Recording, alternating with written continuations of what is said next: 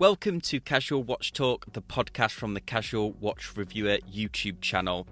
Join us as we talk everything watches, from watch collecting, the latest horology news and interviews. If you're not already subscribed, subscribe on your favourite podcast app. Let's dive into the show.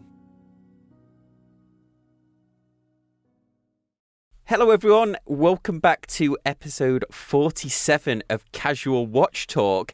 And it seems like forever, but Chris is back. Hey, how's it going?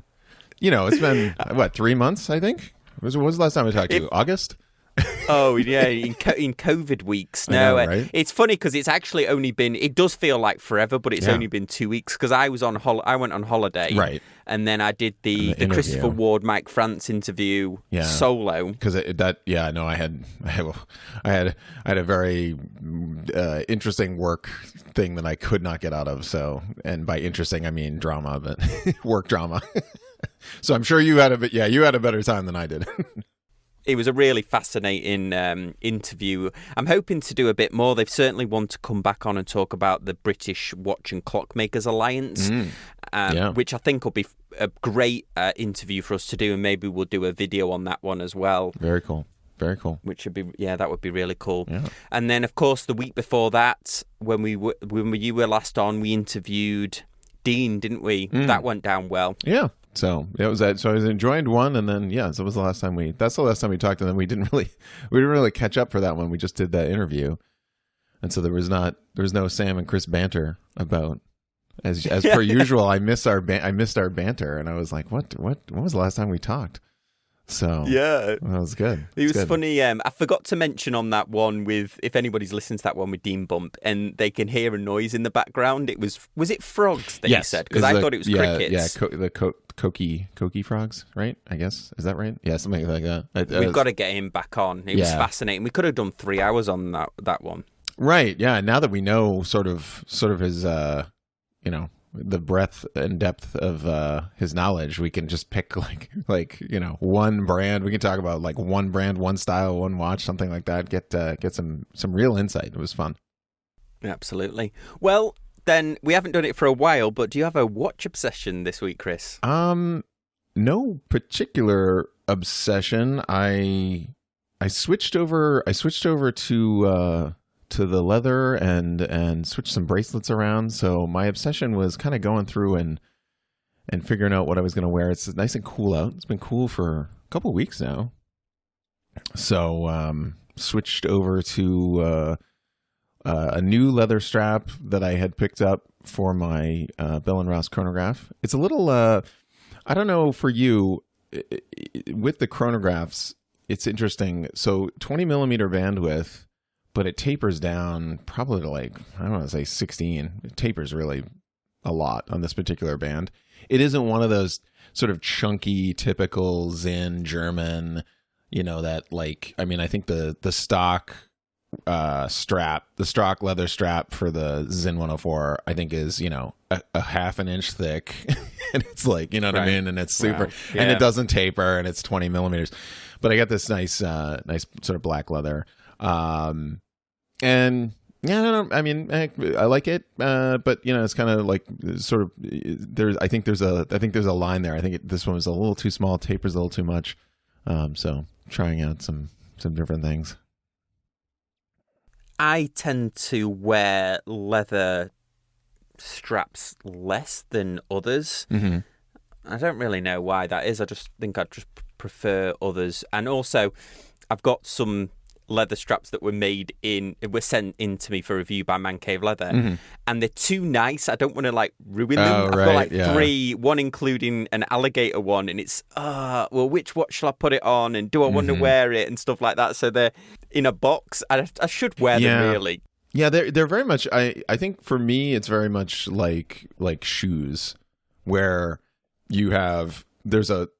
It looks good, okay, but then it's maybe uncomfortable, and you sort of have to wear it in, and you have to get it to where the buckle is going to hold on every time, and then where it sort of just has a natural curve, and then eventually like an old pair of sneakers, you just pop it on and it's no problem, but then it starts to smell like an old pair of sneakers. So then you're like oh geez, so it's a natural material, but I definitely feel sort of the same as far as, you don't want to ruin it, but at the same time, it does take some breaking in. And I'm not a fan of the I find you had the bund strap that you did for a couple of styles, whether it was the bullhead or the different chronos, and different watches you have. Not really a fan of that style, but same thing. Like I don't know, like it's trying to figure out what fits, what looks good. And then what was interesting is I had this on. I have it on my Instagram, Everyday Mastery, and I was wearing it. And I just got up and put my watch on. Wasn't thinking about it. It was the next day, and I was like lounging around in like shorts and a t-shirt. And I was just like, I like looked at myself and I'm like, wow, I am sloppy for wearing, like I'm wearing this fancy chronograph with this nice, brand new, nice leather, fancy leather strap. And I'm like just in leisure wear. So the next day I felt bad. So I put on a dress shirt. So yeah, it as well. I'm amazed at, and it doesn't really, it is not necessarily correlates to the cost of the watch, but I'm amazed at what poor job a lot of watch companies do with stock leather leather straps. Yeah, some of them are just awful. Yeah, like if some like very watches that are many thousands of dollars can come on a quite an awful leather strap. Yeah, and I found it's very hit or miss. I kept a leather NATO, which I never thought would be a thing. I kept a leather NATO from a Timex watch that just came, and it was soft and it was nice. It felt durable, but it was like thin enough. And I just was one of those where I was like, oh wow, this is way nicer than I thought it would be. And then you're absolutely right. Like then there's other watches that you're like, oh, I'm never gonna like the stock leather strap still in the box, still in the packaging, never taken out. Yeah, absolutely. So, well, my watch obsession has been that new Baltic GMT. Have you seen it? The Aquascape GMT. Yes. It is. It harkens to. There's a lot of design elements there that sort of remind me of a lot of stuff, but it's still, I think it's unique enough with the way they did the arrows and the 12. Yeah, I really like it. It's one of those things where they've launched it, but then there's a countdown timer. So there's one day and 11 hours left at the time of recording this until it releases, but it'll probably be released by the time I edit this one down. I've just noticed they updated the price, because the price so far has been $1,200, and it looks like it's gone to $1,105. Because I was going to ask you whether it looks $1,200 like was a bit pounds steep. Or dollars? I have a euro symbol here on mine. And then underneath, if you see without VAT, it has the dollar amount underneath. Oh, okay. Interesting. But so 1,200, I was thinking, I wonder if that's a bit steep for it. It's got the Soprod movement in it, which until I'd interviewed Alan at Zao Baltimore, I never even heard of this watch movement. But apparently it's quite an old, quite a long-standing watch movement. Okay. I'm intrigued, I'll have to say. I'm very intrigued by it. This is a Swiss-made piece, I assume? Yes. And Baltica are French, I think. Yep. Are they French? Yeah, they're French. Yep. I've followed them since the very first watch, but my slight obsession with the date. None of their watches had the date until this one, I don't think. Oh, okay. And they did the, date at 6. And I really like the color scheme. I really like that sort of deep blue and gray. It's not dissimilar from your. It's not dissimilar from your version, your Bell and Ross version, is it, with the blue and gray? It reminds me of that, and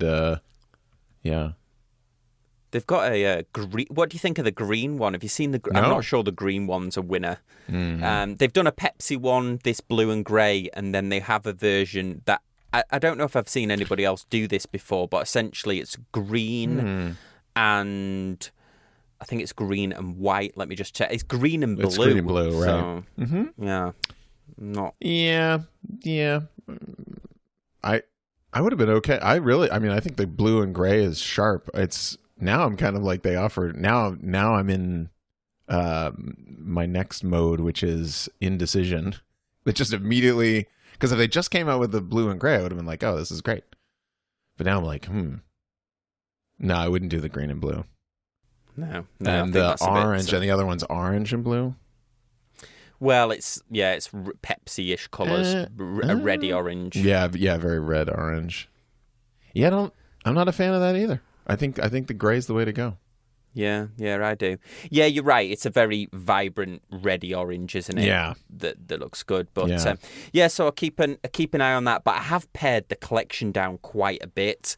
I've got, I would say, 3 core watches that I'm wearing now. So I've got the Walbrook that you worked on very kindly and swapped the movements on it. Yes. The Ultimate Turtle as well, Excellent. which you also worked on, right. And the Breitling B1. So I've been on a bit of a... which you've had apart. So yeah, it's like I'm your watchmaker, and then the one watch is you've had apart. Yeah, exactly. So I've sold the G-Shock that I had. I've got watches in for review, but I'm just quite a few. Dave at Detroit Mint, which we'll talk about in a bit, had kindly sent me a few versions of the the chronograph watch, and I gave one of those to my neighbour, the gold version, and he absolutely loves it. And then I kindly returned the others, so I was kind of paying it forward. Cool. But I suppose that leads nicely into, well, with it being the season and also with Black Friday coming up. So if I can get this podcast out before Black Friday, then there'll be some discounts. Nice. But a lot of these discounts go beyond. But there's some pretty impressive discounts. The first one, which I think is really cool, is Christopher Ward are doing a discount, but it's not... They for subscribers to the magazine, they'll occasionally send $125. Would you say it's a gift voucher? Maybe a discount code rather than a gift voucher? Yeah, like a coupon. Yeah, coupon discount. But this time they're doing... I think you had to subscribe to the magazine. I got it on email. They're calling it the Black Friday VIP. And they're doing 15% off, which is more than $125. And not only that, but they've released the super compressor that we talked about in length when I interviewed Mike on the podcast last week. They've done that so they've got the black version and they've got the aquamarine blue dial version, but they've got a blue on blue version. Dark blue. It looks awesome. Blue with orange. This watch looks incredible. I can't wait to get one in for review, or maybe the new chronograph. But I don't know if you've seen that blue on blue for Christopher Ward. Deep blue, I think they call it. I haven't. So let me pull it up and take a look. So they're doing a 15% discount. While you're looking up that, the aforementioned Dave at Detroit Mint is kindly offering listeners to the Casual Watch Talk podcast a 20% discount on any watches on the Detroit Mint website up to the 31st of December, and you just use the coupon code CASUAL. Yeah, nice. So type in CASUAL and you'll get a 20% discount. Veya are also doing site-wide 20% discount for Black Friday. Oh, okay. For Black Friday. And that includes the new dive watches as well, although I just clicked and a lot have sold out. It's been doing fantastic. I checked in with them this week. They're saying that the sales of those... Yeah, with 20% off, anything that you had nailed down, I think, over in Veyer is going. That's cool. Yeah, I was also reading on Watchfinder that... Sorry, not Watchfinder, Watch Pro, that Watchfinder are doing a VIP discount of up to 50% on some of the watches, but you have to subscribe to their email. But I've not personally seen that, but there's an article which means, and they're touting that there might be discounts on Rolexes as well. Wow. Which is interesting because 50%. That's a lot. Sorry. Up to 50%. I wonder whether you're going to get the 50%. Yeah. But yeah, and it was interesting because Watch Pro also did an article on the watch flippers are flipping these new Rolexes like they're going out of business. Some of the Submariners are going for 80% above the RRP. Ridiculous. Yeah, I was watching another sort of economics thing, and they're talking about Veblen goods, Veblen with a V, and it's absolutely what Rolex is. It's a Veblen good. It's a good that as the price increases, the demand goes up. And so they gave the example with wine. They said, with wine, they did a study where they had 2 bottles of wine, and they told people like, this is a $7 bottle of wine and this is a $70 bottle of wine, and like 80% of the people were like, oh, the $70 bottle of wine is better, tastes better, whatever. And they're both the same wine. They were the same bottle of wine, exactly the same.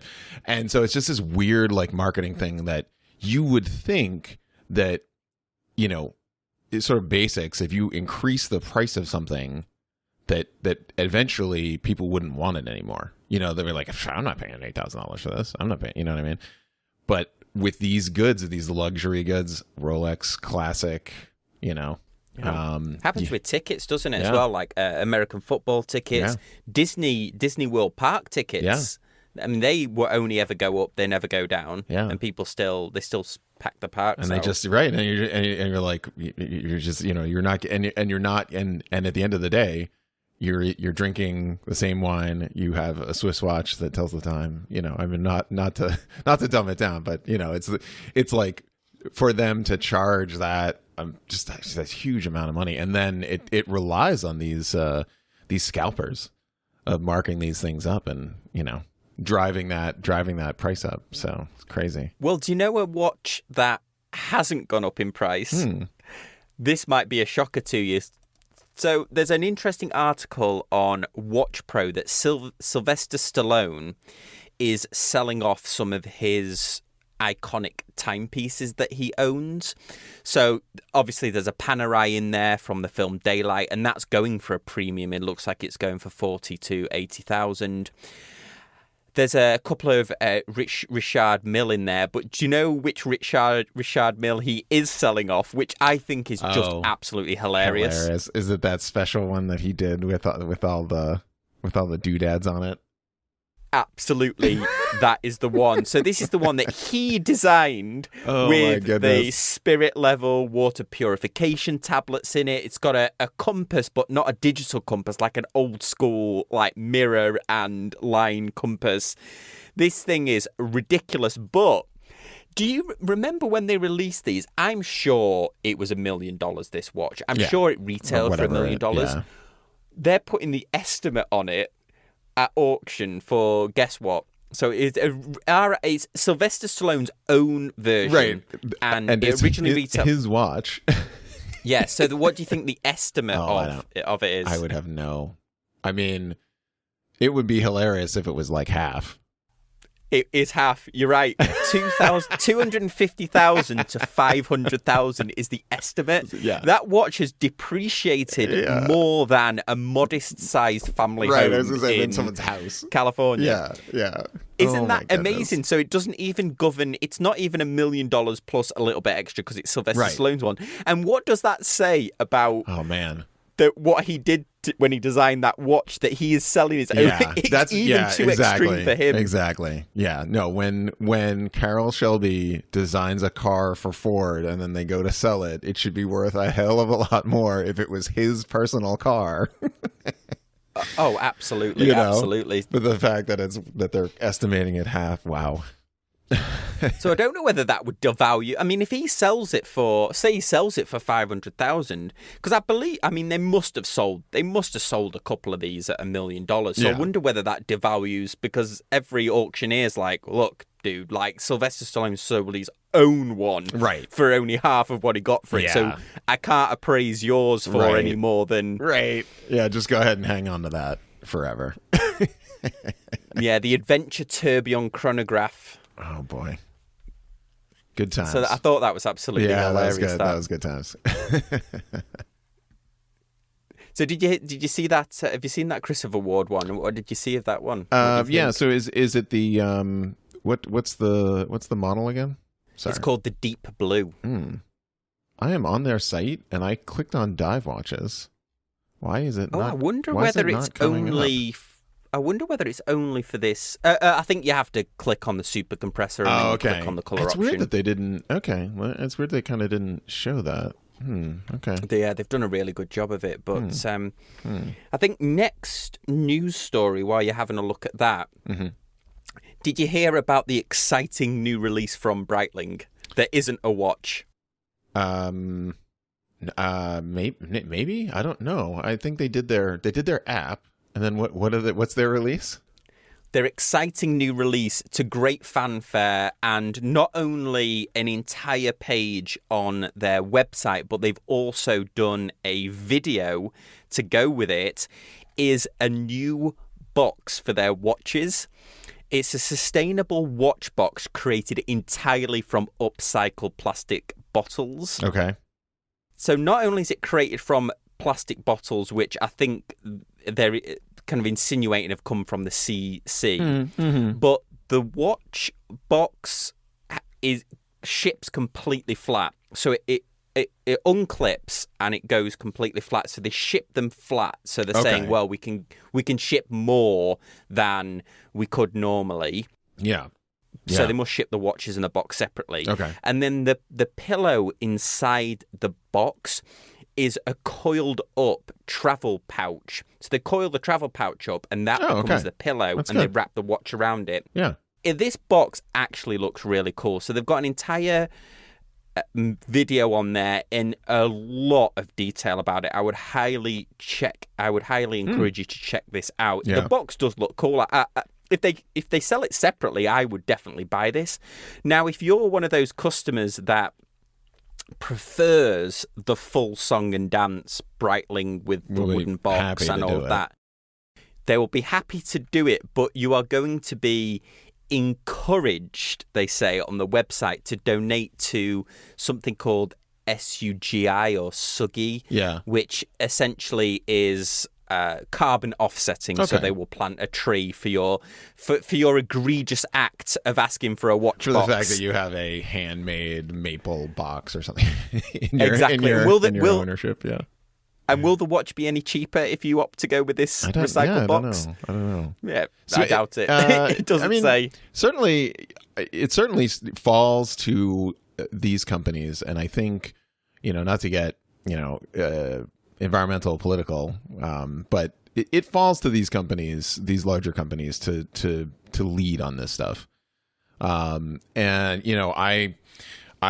when I ship stuff out, I can't do the extra plastic, and I just can't understand. You get these things from Amazon, and it's like in a plastic sleeve, in a plastic box with a blow molded shaped container, and your thing is in, and I'm just like, it's just we're just overrun with it, and it never needed to ship like that. It's like I don't want it like this. I would just wrap like that that sort of formed cardboard, that like routers usually come in, which is weird. I know that's weird.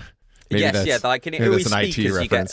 Speakers. Yeah, maybe that's an IT reference. But that blown cardboard, the recycled cardboard, like that's 90% of everything could just be shipped in that, and it'd be fine in like that pressed.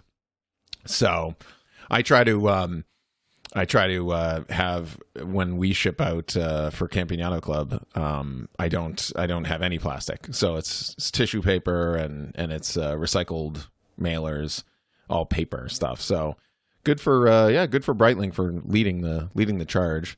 And actually, for the plug, I almost forgot we didn't mention, I can do a 20/20 discount. So that's we'll do a 20% off $20 or more on Campagnano Club.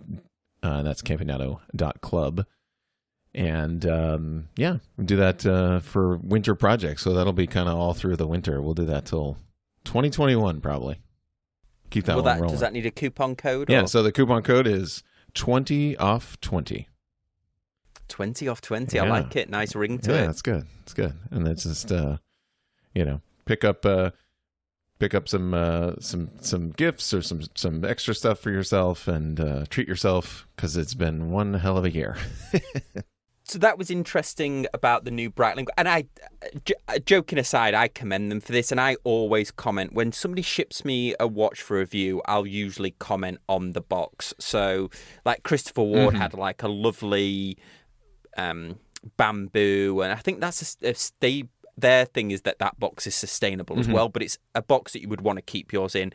The Walbrook, I gave them 10 out of 10 because it came in a watch pouch, but everything else was cardboard. Right. But sometimes I'll get a watch in a very ornate plastic. I don't like micro brands doing this because I'm like, micro brands, concentrate on the watch. Send it me in a piece of tissue paper if you have to, or a watch roll, which I can use again, but don't go over the top. I think this is the only one like chink in the armor for Phoebus is that they still have that weird watch box that they ship stuff in that looks like you would get if Axe made an aftershave, right. Like in Africa after it would come in this box. Right, yeah, that same sort of weird style, yeah. Whereas they could everything else they've got like bang on design, but I was explaining it to my wife got some fancy teas for for the holidays, and they came in this box that was just. It was like full color printed, and everything was like individually labeled, and all the teas were like separated with and it was a high order, kind of almost over the top. And I was like, is that it's like where's that company? Where does that come from? Because you kind of have this feeling. And I told her, I was like, yeah, it's a cliche. Like now with especially micro brands. When it comes in super fancy packaging, you're like, okay, so you spent $112 on the package. So clearly the $300 watch is not going to have a lot left in it.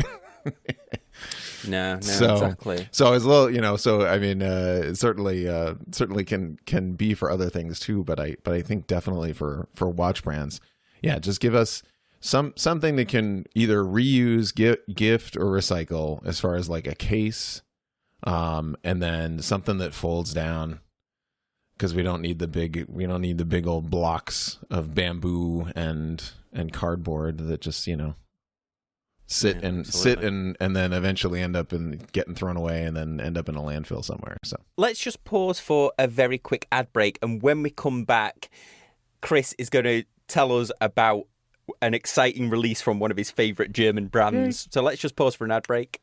Hey, it's Kris from the Casual Watch Talk podcast. As our longtime listeners know, we often talk about cars here on the pod, and that's no coincidence. Like a lot of mechanical watch lovers, we're both into cars and racing. A couple years ago, I curated a collection of automotive-inspired straps and started the Campionato Club.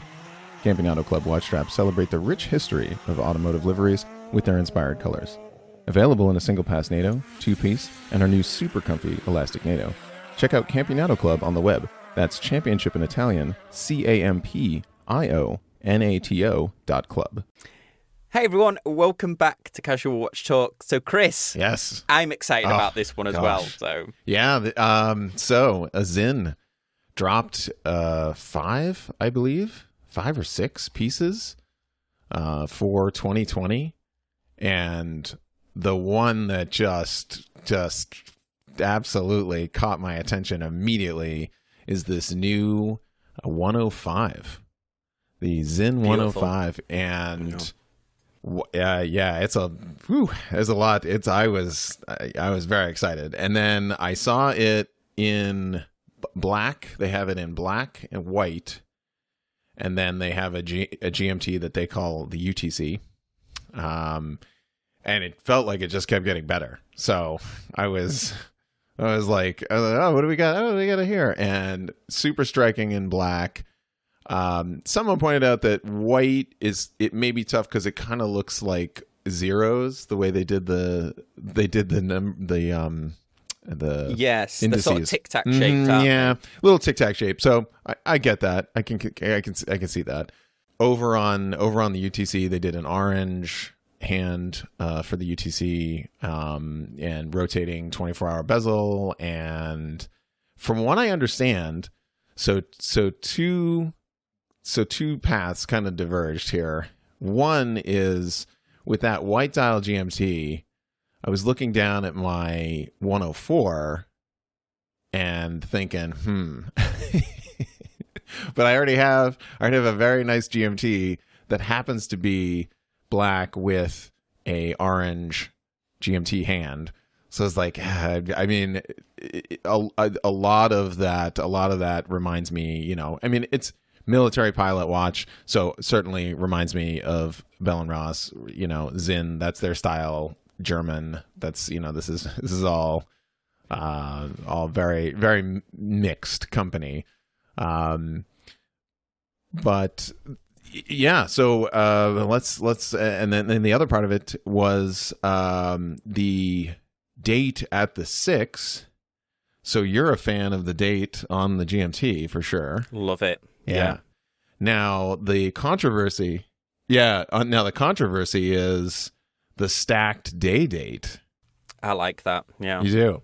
Okay. I'm a huge fan of the way that they've done that. I can't think of another watch that's done it like that.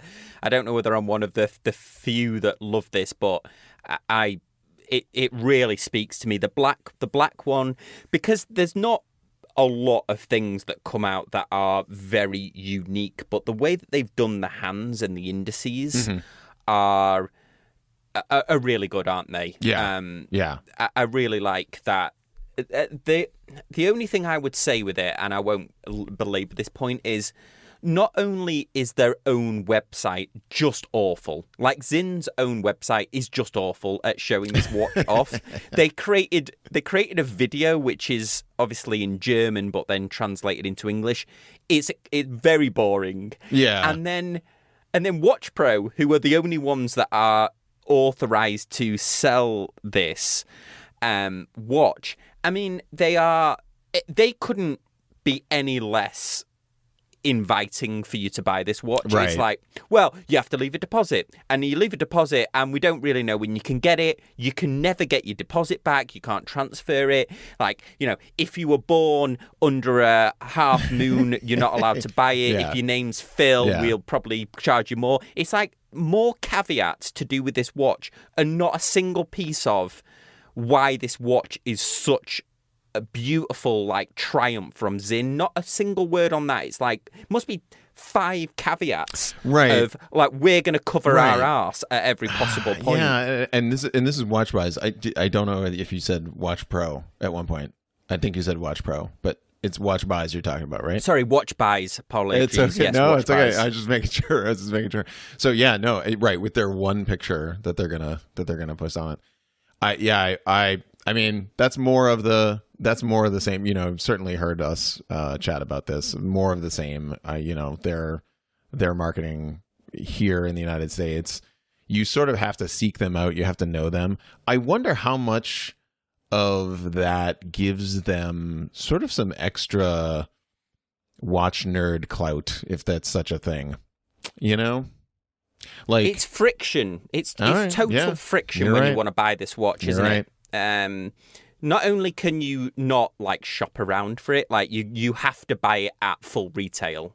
I know people have good experiences there, but it's unnecessary friction in a world where everybody's going against that. And you think for Sinn, who makes such a beautiful watch, they could at least kind of tidy that up a little bit. I think maybe I'm being overly harsh. Yeah. Well, I think I think it falls back to an agreement that's in place, you know, since the 19th century, to sell certain brands in certain places, and certain people are allowed, and certain companies are allowed to sell them, and they make agreements, and they're re-upped, and they're 1 year, 10-year agreements. I know, so weird. Back to stack date. I like it. Todd had a cool picture. He posted an old Seiko chronograph, I believe, that had the stacked date at the 6, the day date, stacked day date at the 6. It's cool. It's symmetrical. I could totally get used to it. It doesn't look weird to me. I think it's a great design, especially like German Bauhaus. That absolutely lines up with that, I think. It's an iconic. I think this is one of the most iconic watches that they will have. Very unique. Like modern, unique, exactly. The Bezel, I love the bezel on just the three-hander. I found out the case is the same as the 104. Oh, really? Yeah. So similar to yours. Is it brushed?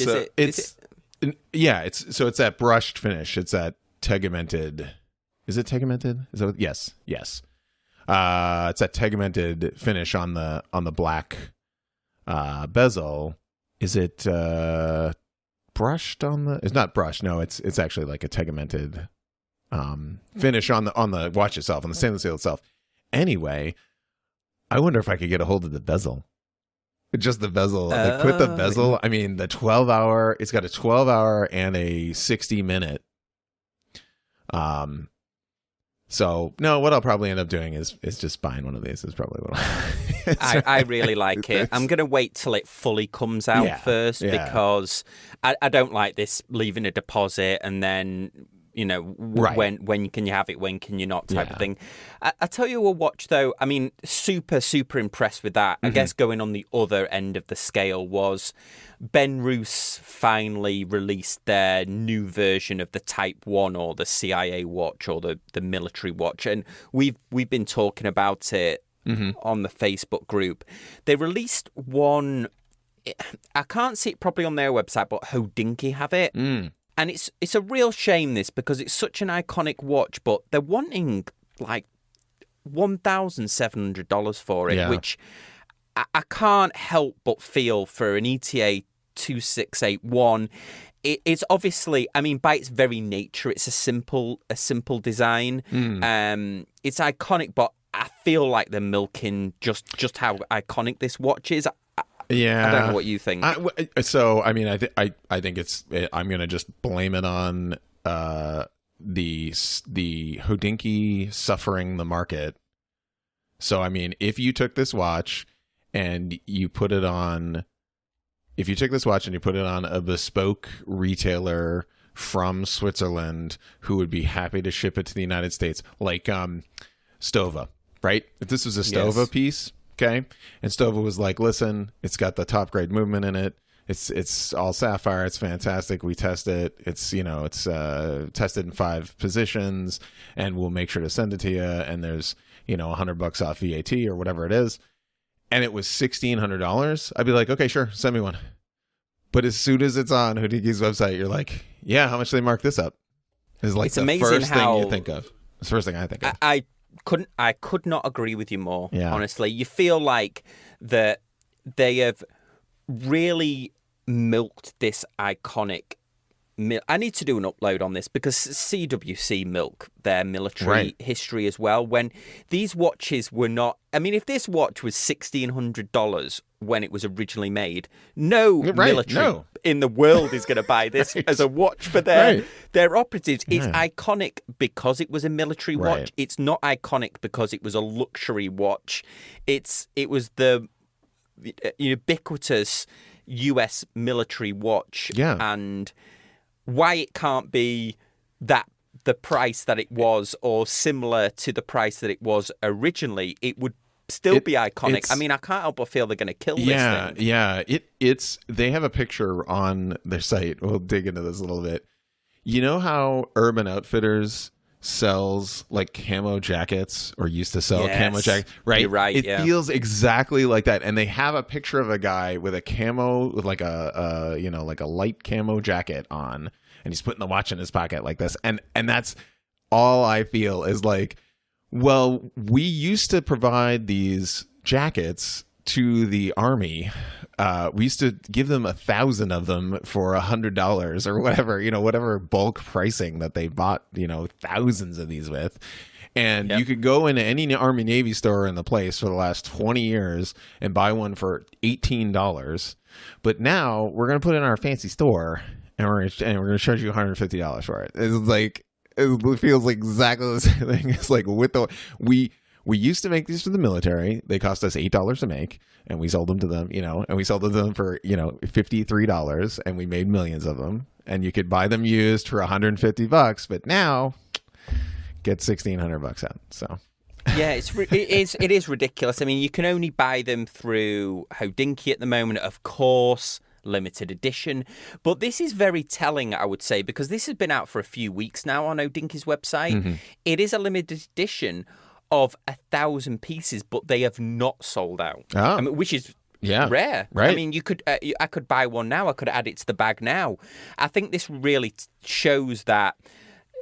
I don't know. Maybe there's a backlash on this. I know that.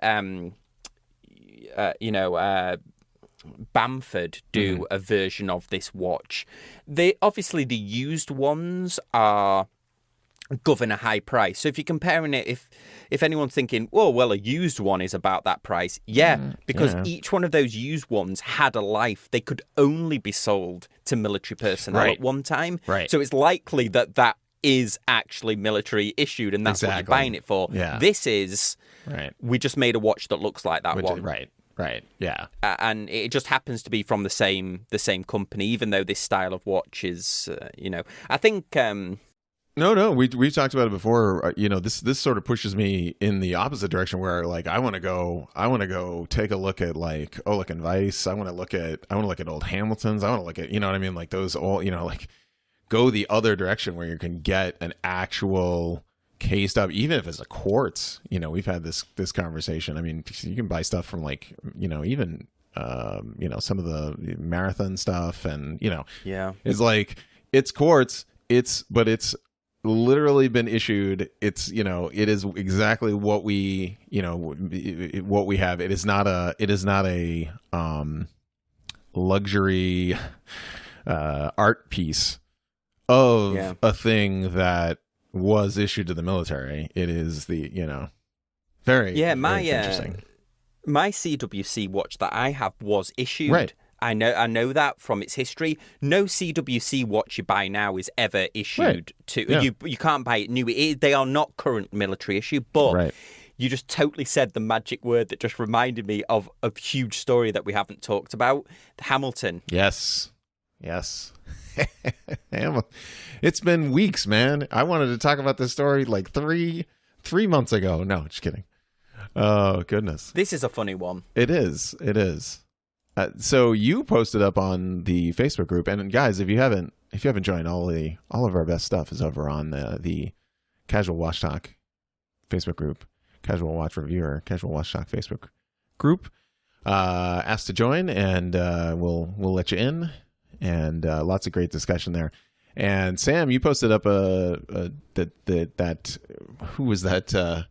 What's that UK site that tabloid? The Daily Mail. Daily Mail. And a very good friend of mine writes for the Daily Mail, so I was like, oh, thanks for the not safe for work adverts on this link. But what's amazing though, I mean, I'll let you go into the story, but I was amazed that I had not heard anything about this before, and the story is actually about the conclusion of a court case, and I never knew that this had even come. So. Yeah. So basically, Hamilton, F1, Lewis Hamilton sued Hamilton, the watch company, for the trademark use of the word Hamilton. And I don't think it actually, I did a little digging on this. I don't think it said this in the initial article, but this was a 3-year court battle. Not court battle. This was a 3-year filing. I won't say court battle because I want to talk this one out. Over this name, so that he could sell, so that intellectual property rights, so his IP could just be marketed under Hamilton is the idea. Obviously some backlash. It does make him, Lewis Hamilton, as a person, come off as an absolute jerk. To sue, as most of our listeners know, to sue a watch company that has been around since 1892 and has been using the name Hamilton since then, and certainly is now owned by a Swiss company, which has been also using the brand, using the IP the whole time. So it's named after the founder of Lancaster, Pennsylvania, so it's named after an actual person anyway that's not Lewis Hamilton. Right, exactly. So a little bit of backlash on him. There was a little bit more to the story, and as I alluded to, that it was a 3-year filing, and I think a lot of people immediately were kind of like, "What the heck was he thinking?" I posted a video on our Facebook group about F1 changing how they're going to pay. They're talking about pay caps. Basically, we're not going to turn into the F1 podcast here, but basically, like NBA, NHL, the Bundesliga in Germany, right? So they get so many millions of dollars, and they can only pay their top talent X, and then they have to figure out, well, do we pay Lewis 30 million and then pay someone else 10? Do we try to give him 15, and then he's never going to drive for us if we do that, this sort of thing. And one of the resolutions was having the driver be able to do these sort of endorsement deals as the driver, which we've started to see in F1. Certainly we see in the NBA, certainly heavily in the NBA, but to offset sort of, Mercedes can't take 30 million from their cap and give Lewis Hamilton an extra $30 million. But what they can do is they can give Lewis Hamilton some lawyers and file suit in a European court to try to get ownership of this brand name that no one really did any research. Because I feel like this is just throwing money away at lawyers. That apparently no one did any heavy research to figure out that 2-second Google search to figure out that the Hamilton Watch Company had been around for that long. Or watched any film that was made in the last 10 years. Exactly. or last 50 years, probably. Yeah. Exactly. Yeah. Maybe it was just because it was I don't know, maybe it's just because a European thing, but I can't, I don't know. Anyway, so certainly. It's ridiculous. It's ridiculous, yeah. So, because I know McDonald's did this, didn't they? Sorry, McDonald's did this, I know, in the 80s and 90s, because I remember there was a story, and if I can find it, I'll post it in the show notes, but there was a McDonald's granola bar that was named by somebody called McDonald. Yes, and yes. They tried to sue it. In Ireland or whatever. Scotland, yeah, in Scotland. Yeah, so the lady got everybody called McDonald to basically sign a letter saying, well, we'll sue you then if you're going to sue us. So they can only trademark the golden arches. They can't trademark McDonald, the name. Right. That's right. Yes. So they're under a trademark.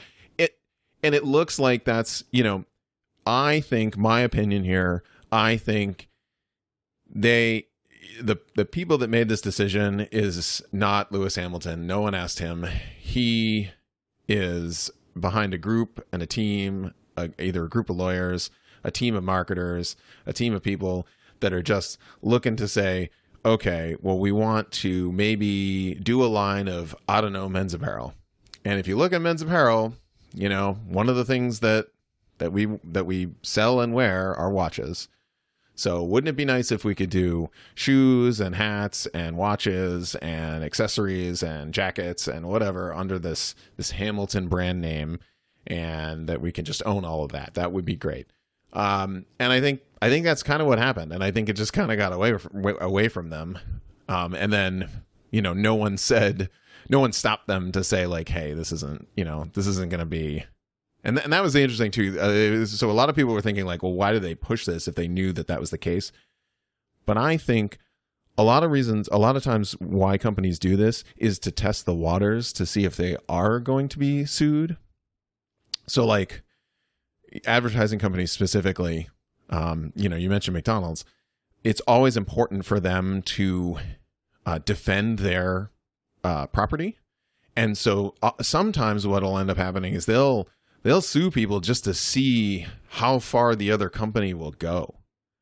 And so, here you have a watch brand, and maybe they were like, well, if we start selling men's accessories and watch accessories or anything in that space, bracelets, anything in that space, are we going to get some pushback from these guys? And, from an advertising standpoint, maybe that's kind of what I think happened. Yeah, yeah.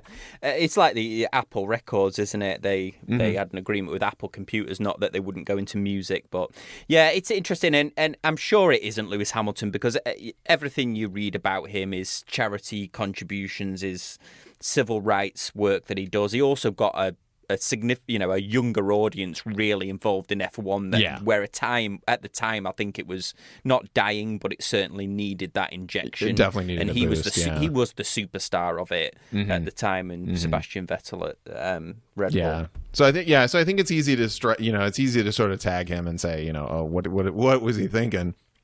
But I feel like this was just a test from his team, his group of lawyers, that someone is telling someone who's paying somebody. I mean, it's like 50 people that are in this group, and you never quite know, but someone had an idea that said, hey, we want to sell and market this, and what kind of pushback we're going to get. I do question why no one just sat down and had the conversation. I mean, you always, like again going back to McDonald's, like, you could have just called us. Yeah, instead funny, of sending the lawyers. Yeah, it's funny. It's I had one of the roles that I used to do. We had one of our sort of annual conferences, and they invited George Foreman to speak. And one of the stipulations of him speaking was that he is not allowed to sign autographs, because he sold his signature to the grill people. Oh, that's right. It's on the grill. He can't sign. Yeah, he can't sign. I don't know whether they were just saying that so that nobody like crowded him, but apparently that was the. If you think about it, though, that's like that's an interesting way to look at that. If you could just be like, I will sell you my, like, instead of whatever he was getting for a personal signature, $20, $50, whatever it was. And so you're like, whatever he's getting down for to do a sit down for signatures, and then just say like, well, instead of doing that ever again, we'll just give you $700,000, and I think I'd be okay with it. Yeah, exactly. I'd be like, oh, I don't have to sign anything again. Great. Yeah, I suppose a lot of these music artists do that sort of deal with the devil, don't they? Where they sell the stuff, and I think Taylor Swift's just got caught by that, hasn't she? Where her whole back catalogue got sold off, so she's threatening to like re-record everything and re-release the songs. But anyway, well, that's been a really interesting episode. Yeah, and I did finally pull the C65 Super Compressor, the deep blue automatic, super sharp looking watch. Yeah, it's really good. And if you want to learn the history on that, then let us know. And also, if you are a lawyer or a barrister in the UK, if you're listening to this and you wanted to school Kris or I on this Lewis Hamilton court case, we would love to have you on. Yes, casual lawyer talk. No, wait. No, casual F1 lawyer. No, wait. We'll trademark them all. We'll trademark them all so we can sue people. Clearly. Yes, awesome. Clearly, Mr. McDonald's. We'll have this discussion in court. I'll send you a cease and desist. Absolutely. Well, as always, guys, we really appreciate you listening. Head on over to Casual Watch Talk Facebook group. Join in more of the sort of post-show fun. As always, we appreciate you listening, and we'll see you next time on Casual Watch Talk. Thanks, guys. Bye.